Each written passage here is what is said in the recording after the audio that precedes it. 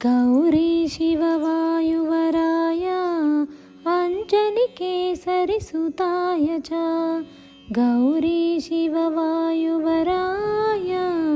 अञ्जनिकेसरिसुताय च अग्निपञ्चकजाताय आञ्जनेयाय मङ्गलम् अग्निपञ्चकजाताय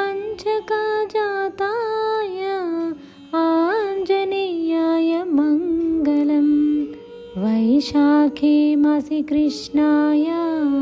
दशाम्यां मन्दवासरे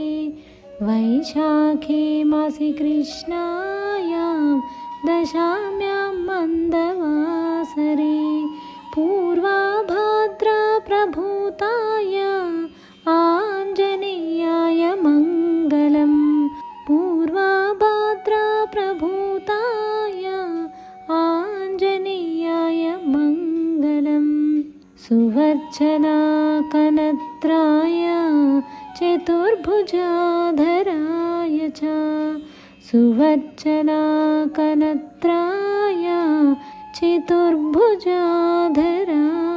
च उष्ट्रारूढाय वीराय आञ्जनेयाय मङ्गलम्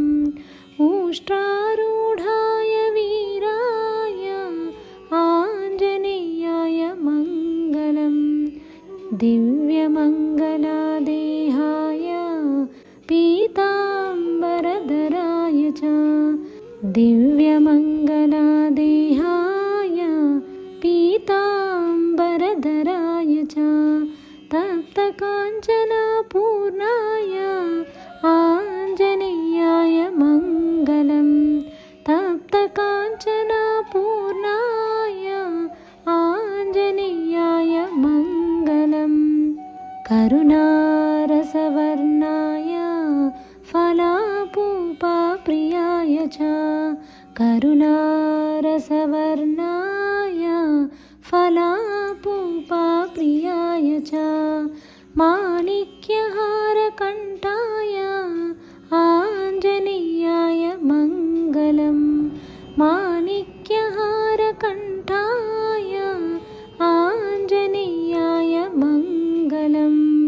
भक्तरक्षणशीलाय जानकीशोकहारिणे भक्तरक्षणशीलाय जानकीशोकहारिणे सृष्टिकारणभूताय आञ्जनेयाय मङ्गलम् सृष्टिकारणभूताय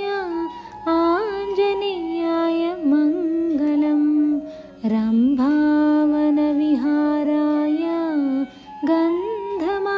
गन्धमादनवासिने रम्भावनविहाराय गन्धमादनवासिने सर्वलोकैकनाथाय आञ्जनेयाय मङ्गलम् सर्वलोकैकनाथाय आञ्जनेयाय मङ्गलम्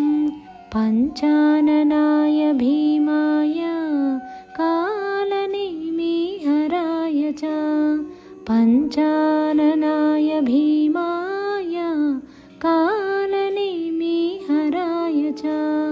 कौण्डिन्यगोत्रजाताय